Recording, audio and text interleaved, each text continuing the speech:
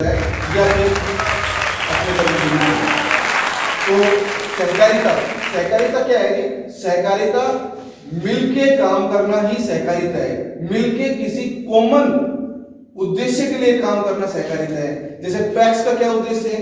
आपकी जो पैक्स है, आपदा पैक्स है, इसका मेन उद्देश्य क्या है? इसका मेन उद्देश्य यही है कि ग्रुप ऑफ पीपल मिलके, ग्रुप ऑफ लोग या लोगों का समूह मिलके कोई ऐसा काम करे कि सबके आर्थिक हितों को बढ़ावा दिया जा सके। उसमें क्रेडिट भी शामिल है, जिसमें शॉर्ट टर्म क्रेडिट है, जो हमारी जो जनरल जो आवश्यकता होती है खेती बाड़ी उसको पूरा करने के लिए शॉर्ट टर्म क्रेडिट दिया जाता है ना। शॉर्ट टर्म क्रेडिट 6 महीने के अंदर आपको जो भी है लेन देन करना होता है आपकी जरूरतें पूरी करने के बाद, शॉर्ट टर्म। लेकिन इससे भी आगे आप जब मिलके इकट्ठा मिलके इससे बेहतर भी काम कर सकते हो। इससे बेहतर काम करने के लिए गवर्नमेंट भी आइडियाज दे रही है और as a PACS primary credit agriculture society के रूप में आप पूरी तरह से इंडिपेंडेंट हो, आजाद हो। कोई भी आइडिया आपके दिमाग में आता है उसको आप यहाँ एग्जीक्यूट कर सकते हो, लागू कर सकते हो बेहतर काम के लिए, जिससे हमारे मेंबर्स का आर्थिक सामाजिक हित को बढ़ावा मिले और हमारी सोसाइटी भी एक ग्रोथ करे। तो अभी सरकार ने मल्टी जो पर्पस पैक्स बनाने के बारे में ज्यादा विचार कर रही है सरकार, आइडिया भी दे रही है हमारी पैक्स में क्या क्या हो सकता है। हमारी पैक्स को हम मिनी मार्ट में भी बदल सकते हैं। अभी तक तो हम खाद तक सीमित है, बीज भी नहीं मिलता है ना, खाद तक सीमित है। अगर हम मिलके काम करें, ज्यादा जो ह्यूमन सोर्स है, रिसोर्सेज है, उसका बेटर यूज कर सकते हैं, मैन पावर को बढ़ा भी सकते हैं, ज्यादा नौकरियां भी दे सकते हैं। सपोज करो अगर आप मिनी मार्ट खोलना चाहिए, मिनी मार्ट का आइडिया क्या है? मिनी मार्ट मींस एक ही छत के नीचे अपने जमींदारों को सारी सुविधाएं प्रोवाइड करना, जैसे उनकी जरूरतों की दवाई, बीज और छोटे छोटे उनके इक्विपमेंट उपकरण होते हैं जो एग्रीकल्चर में काम आते हैं वो, और उनकी डेली यूजेस की जो आइटम्स होते हैं कंज्यूमर यूज के लिए होते हैं, खाने पीने के आइटम भी हम रख सकते हैं। जब इतने बड़े बड़े मॉल खुले हुए हैं तो हम गांव के लेवल पर एक अपनी सोसाइटी के माध्यम से मॉल खोल सकते नहीं खोल सकते? खोल सकते हैं। और एक आप विजुअलाइज करके दो, अगर आप अपने गांव को एक मॉल दे पाते हैं, एक मिनी मार्ट दे पाते हैं, तो आपका गांव किस प्रकार से कैसा हो जाएगा। आप अपने गांव को आगे बढ़ाने में किस प्रकार से गांव को आगे बढ़ाने में कैसे सहयोग कर सकते हो। मिनी मार्ट एक बार विजुअलाइज करके विजुअलाइज क्या होता है जी? अपनी दिमाग की आंखों से देखना, कल्पना करना। अगर गांव में एक मिनी मॉल, एक मिनी मार्ट, सहकारी मिनी मार्ट आ जाता है और वो भी आप सबके सहयोग से मिलके, तो गांव की तस्वीर नहीं बदल जाएगी। एक सुविधा दे पाओगे ना आप अपने गांव को। और अगर मिलके आप पेट्रोल पंप भी ले सकते हो, आपकी सोसाइटी सहकारी पेट्रोल पंप भी लगा सकते हो, सहकारी पेट्रोल पंप। और दूसरे जैसे हैफेड का आउटलेट भी आप खोल सकते हो। वो आप मिनी मार्ट खोलोगे, हैफेड का जो भी प्रोडक्ट है उसमें रख सकते हो। वीटा सहकारी एक अच्छी दूध उत्पादक कंपनी, दूध और दूध के बने हुए जो प्रोडक्ट है वो उसमें रख सकते हैं। तो ये सारी चीजें हम रख सकते हैं और आपकी जो पैक्स है बेहतर काम कर सकते हैं। लेकिन उसके लिए हमें क्या करना होगा? सहकारिता को अच्छे तरीके से समझना होगा। सहकारिता है क्या? सहकारिता को हम अब तक लाइट वे से, हल्के में लेते आ रहे हैं, इसलिए सहकारिता का वो रिजल्ट ग्रामीण लेवल पे या शहरी लेवल पे दिखाई नहीं दिया है, क्योंकि हमने सहकारिता को लाइटली लिया है। जैसे एजुकेशन को लाइटली लिया है, सहकारिता को हल्के में लिया है, हवा पानी की तरह समझ लिया है। जब तक हम थोड़ा अपना दिमाग का उसमें प्रयोग नहीं करेंगे, थोड़ा ध्यान नहीं देंगे सहकारिता के ऊपर, अच्छी सहकारिता हम कर ही नहीं सकते। अच्छी, जैसे आप अपने खेत के अंदर सरसों बोने के लिए खेत तैयार करते हो, सहकारिता बनाए रखने के लिए भी ग्राउंड तैयार करना होता है। ग्राउंड तैयार होता है हमारे सबके अब अपने दिमाग में।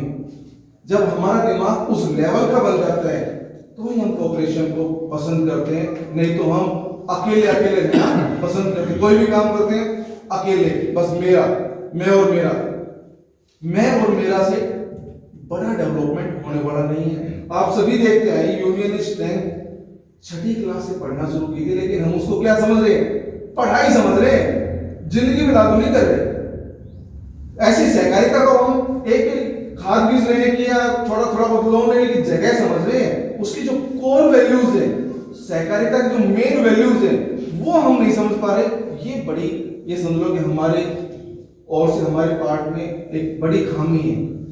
सहयोग, अगर रियल में सहयोग करते हैं, वास्तव में सहयोग करते हैं एक दूसरे का, तो ग्रोथ का लेवल आप देख सकते हो। बिना सहयोग के, एक तो जैसे बड़ी कंपनियां होती है वो पैसे दे के सहयोग लेती है भाई, चाहे आप अंबानी की कंपनी टाटा ले लो, वो अपने कर्मचारियों को पैसे देती है, बदले में सहयोग लेती है, काम लेती है, सहयोगी होता है वो सहयोग। तो हम मिलके गांव के लेवल पे या दूसरे गांव को मिला के एक संगठित सोसाइटी है, वास्तव में सहकारिता का मीनिंग समझ के आगे बढ़ सकते हैं। सहकारिता का मीनिंग तब समझेंगे जब हमारे दिमाग की जो खेती है, हमारा दिमाग है, एक खेती की तरह तैयार हो जाए कुछ नई चीज पैदा करने के लिए। उससे पहले हमें कुछ डालना पड़ेगा दिमाग के अंदर। जैसे खेतों में डालते हैं डीएपी, उसकी बुवाई जुताई करते हैं, दूसरे मिनरल्स भी डालने लगे, तो ऐसे दिमाग को तैयार करना पड़ेगा। दिमाग को तैयार करने से पहले मैं आपको कुछ चीजें बताता हूं दिमाग में क्या डालनी चाहिए, तब हम सहकारिता को बेहतर रूप से अपना सकते हैं। सहकारिता के 7 सिद्धांत भी यूनिवर्सली एक्सेप्ट किए गए हैं। 7 सिद्धांत, इंग्लैंड के मैनचेस्टर में एक मीटिंग हुई, उसने 7 नैतिक सिद्धांत अडॉप्ट किए, तो उसमें सब नैतिकता से निकले हुए हैं, लेकिन सारी चीज यूजलेस है। तब तक हम सहकारिता को नहीं समझेंगे जब तक यूजलेस है। ये आप समझो, छोटे से कितने बड़े हो गए हम, सहकारी, सहयोग करो, कोऑपरेशन करो, ये चीजें सुनते सुनते, लेकिन समझ में नहीं आया है। किसी भी जो बच्चा बीए एमए कर लेता है, पहली क्लास से क्या सेकंड स्टैंडर्ड से 10 सिखाने शुरू हो जाते हैं साहब, 10 सेकंड स्टैंडर्ड से शुरू हो जाते हैं, आर्टिकल्स हो जाते हैं। बीए एमए कर लेते हैं, उनको टेंस और आर्टिकल नहीं आते। क्यों नहीं आते? उन्होंने कभी ध्यान ही नहीं दिया। ऐसे हमारे ऊपर है, हम चाहे 40-50 साल कितने एज के हो जाए, जब तक रियल में हम समझेंगे नहीं, कोर वैल्यूज, रियल वैल्यूज सहयोग की नहीं समझेंगे, तब तक हम सहयोग कर ही नहीं सकते, और हमारा जो विकास है तेजी से होने वाला नहीं है। धीरे धीरे जो नेचुरल होता है प्राकृतिक तौर से, वो तो हो ही रहा है, लेकिन तेजी से ग्रोथ हम नहीं कर पा रहे हैं। दूसरे कंट्रीज रहने की जगह भी अच्छी नहीं है, चाहे यूएस ला लो, चाहे जापान, बहुत अच्छा रहने की जगह नहीं है, तबाह होते रहते हैं, लेकिन वो लोग ग्रोथ कर जाते हैं। हिंदुस्तान का जो ग्राउंड है वो सबसे अच्छा है। यहाँ आप हर साल हर प्रकार का एनवायरनमेंट महसूस करते हो, फील करते हो, सर्दी गर्मी बरसात सब कुछ महसूस करते हो। इससे अच्छा स्थान कहीं नहीं हो सकता, लेकिन हमें अपनी समझ को डेवलप करना होगा। तो उसके लिए अपनी सहकारिता की समझ को डेवलप करने के लिए हमें क्या करना होगा? अपने दिमाग को तैयार करना होगा। उसमें सबसे पहले तो कुछ जो हमारे दिमाग को प्रिपेयर कर सकती है, नॉलेज किस हमें डिजायर होनी चाहिए, एपिटाइट और भूख होनी चाहिए नॉलेज की। ज्यादा सीखे में ज्यादा से ज्यादा। नॉलेज के पास पोटेंशियल पावर होती है, संभावित शक्ति। ये नहीं कि हमने एमए बीए पढ़ लिया तो हम बहुत अच्छा कर रहे हैं। नॉलेज के पास संभावित शक्ति होती है, और वो भी अपार होती है, इमेंस होती है नॉलेज। तो पोटेंशियल पावर ऑफ नॉलेज की संभावित शक्ति है, उसको पहचानना होगा। हम उस शक्ति से क्या कर सकते हैं? ये नहीं कि हमें बीए एमए पढ़ के पढ़ाई करके घर बैठ गई, फिर कहते हैं बेरोजगारी। बेरोजगारी नहीं है, डिजायर्ड वांछित बेरोजगारी मैं समझता हूं। जब तक हमारा जो नॉलेज लेवल है अच्छा नहीं होगा, और नॉलेज को हम यूज करना नहीं आएगा, तब तक नॉलेज का प्रयोग कैसे करें? यूज करें। जो नॉलेज हमने ली है, यूं ही नहीं कि जो हमारे पेरेंट्स है या माँ बाप है उनकी ये समझ लो कि पूरी जवानी हरण कर लेते हैं हम, तब जाके हम थोड़ी नॉलेज लेते हैं। उनकी जवानी हरण करने के बाद भी हम क्या करते हैं, नॉलेज को वैसे ही छोड़ देते, उनका यूज नहीं करते। कहीं तो घर बैठ जाते हैं बीए में कुछ भी करने के बाद। तो यूज करना आना चाहिए। पोटेंशियल पावर ऑफ नॉलेज का जब प्रयोग करना सीख जाएंगे ना, यूज करना सीख जाएंगे किसी डिजायर्ड गोल के लिए, किसी वांछित रिजल्ट के लिए, किसी वांछित कार्य के लिए, उद्देश्य के लिए, तो नॉलेज होना और नॉलेज जो पोटेंशियल पावर है उसका प्रयोग करना हमें आना ही चाहिए। आपके पास भी बहुत नॉलेज है, अगर आपसे पूछा जाए बहुत सारी बातें आप बता सकते हो, मुझे पक्का विश्वास है, क्योंकि आप कम से कम पढ़े नहीं तो सुना जरूर है आपने लोगों को। तो बहुत सारी नॉलेज आपके पास है, एक नॉलेज का बैंक आपके पास है, इसमें कोई दो राय नहीं है। लेकिन उसको यूज कैसे करें, अपने आप को लेजीनेस से कैसे निकाले, ये बड़ी बात है। तो नॉलेज और नॉलेज की जो पोटेंशियल पावर है, संभावित शक्ति है, इसको पहचानना जरूर होगा यदि सहकारिता को आप अपनाना चाहते हैं। क्योंकि किसी चीज की तभी तो हम कोऑपरेशन बढ़ावा देंगे, भाई मिलके काम करें और क्या रिजल्ट आ सकते हैं। कोऑपरेशन में जब मिलके काम करते हैं तो उसका रिजल्ट सेपरेट काम से ज्यादा बेहतर होता है। हम अगर अपना अलग अलग काम करते हैं, उसका जो टोटल कर लेना और जो मिलके किया हुआ काम है, सिनर्जेटिक वे से किया हुआ काम है, उसका टोटल कर लेना, जो टुगेदर जो वर्क किया, साथ मिलके काम किया, वो हमेशा बेहतर मिलेगा। इसलिए यूनियन स्ट्रेंथ के बारे में, सहकारिता के बारे में छोटे से ही सुनते आ रहे हैं, लेकिन हमें उसको अंदर तक महसूस नहीं कर रहे। सुन लिया, निकल गया, किसी ने बताया यहां से निकल गया, उसको अंदर तक, यानी अपनी जो डीपनेस तक उस चीज को लेके जाएंगे, उसकी बारे में समझेंगे, तो ही और उसको हम बेहतर कर सकते हैं। इस प्रकार से नॉलेज हो गया। दूसरा है जी, दूसरी जो पावर है ऑनेस्टी, हमें ईमानदार भी रहना चाहिए। कोऑपरेशन में बिना ईमानदारी तो कुछ चल नहीं सकता। जब तक हम ऑनेस्टी, ईमानदारी रखेंगे, कोऑपरेशन चलता रहेगा।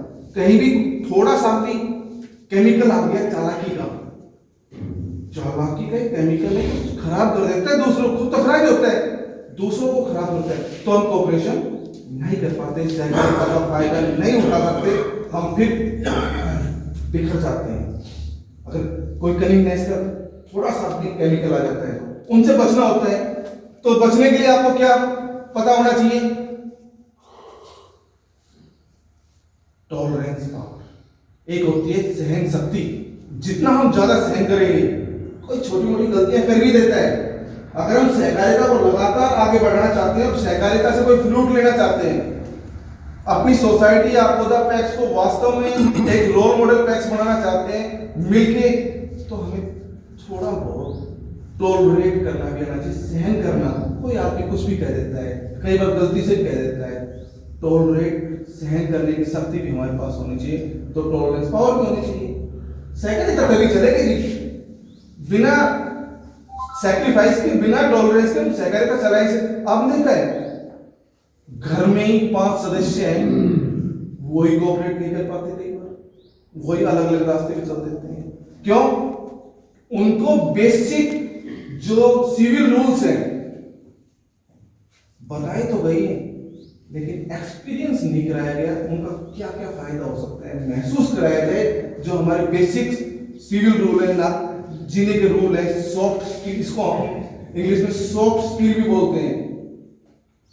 हम कैसे समाज में अपने आप को मेल बना के रह सकते हैं, हार्मनी में रह सकते हैं, यानी सोच समझ के हार्मनी में, मजबूरी में नहीं। कई बार हम मजबूरी में तो मेल में रह लेते हैं, लेकिन सोच समझ के किसी विशेष रिजल्ट के लिए, विशेष उद्देश्य के लिए मेल में कैसे रहेंगे, ये बड़ी बात होती है सहकारिता। तभी हम सहकारी बन सकते हैं, सहकारिता को आगे बढ़ा सकते हैं। तो इस प्रकार से नेक्स्ट जो सहकारिता के लिए क्या है, सैक्रिफाइस हो गया, त्याग भी हमें थोड़ा बहुत करना चाहिए, बिना त्याग किए, चाहे वो स्वार्थ है, स्वार्थ का त्याग करे, कुछ भी करे बड़े गोल के लिए। एक जो होता है इंस्टेंट ग्रेटिफिकेशन, यानी तुरंत मजा वाली बात से हमें दूर रहना पड़ेगा अगर सहकारिता को अपनाना चाहते हैं। कई बार हमें छोटा मोटा लालच दिखाई देता है और उससे हम बड़े गोल से डाइवर्ट हो जाते हैं, बड़े गोल को छोड़ देते हैं छोटे मोटे लालच के लिए। तो वो हमें समझना होगा, इंस्टेंट ग्रेटिफिकेशन, तुरंत मजा बहुत खराब होता है, उससे हमें बचना होगा। किस प्रकार से अवॉइड कर सकते हैं? जब आप इतने सारे लोग मिलकर सहकारिता के लिए काम कर रहे हैं, एक सबके विकास के लिए काम कर रहे हैं, बीच में कोई आदमी आके छोटा मोटा लालच दे दे आपको डाइवर्ट करने के लिए, भटकाने के लिए, उसकी वैल्यू समझो क्या है? कोई भी छोटा लालच हमें मिल गया, उसकी वैल्यू क्या है? और जिस रास्ते पे जा रहे हैं उसकी वैल्यू क्या बनने वाली है? ये हमें समझना होगा। जो इंस्टेंट ग्रेटिफिकेशन है उससे हमें बचना होगा, है जी? तो ये सहकारिता है। तो इस प्रकार से सहकारिता को आगे लगातार बनाए रखने के लिए हम मिलके काम कर रहे हैं। तो उसमें एक होती है परसेवरेंस, परसेवरेंस यानी दृढ़ता से काम करना, मिलके लगे रहना। कई बार हमें लॉस भी हो जाता है, कई बार हमें उस प्रकार का रिजल्ट जल्दी नहीं मिल रहा होता है, टाइम भी लगता है, क्योंकि कोई भी चीज रातों रात तैयार नहीं होती है, कुछ भी रातों रात संभव नहीं है। हर किसी को टाइम चाहिए, टाइम ग्रो करने के लिए। तो परसेवरेंस होना भी बहुत जरूरी है। इस सहकारिता की वैल्यू को हम राइट वे में समझना चाहते हैं। और एक बार सहकारिता को हमने अंदर तक समझ लिया ना, और छोटी छोटी बातों से हम बचने लगे, अवॉइड करना आ गया, जो बातें बहुत बड़ा रोल प्ले नहीं कर रही।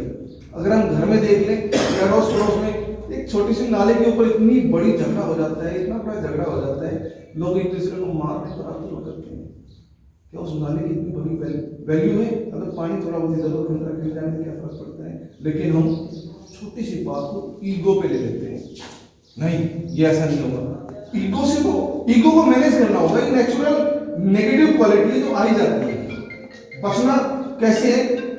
जो ईगो है उससे भी बचना पड़ेगा। अगर हम ईगो को पालेंगे, भाई ईगो अगर पाल ली, कोई ना कोई पिंचर तो करेगा, फिर आप फ्रस्ट्रेटेड हो जाएंगे, झगड़े को उतार हो जाएंगे। ईगो को किसी ने पंक्चर कर दिया तो फ्रस्ट्रेट होना नेचुरल, स्वाभाविक है। तो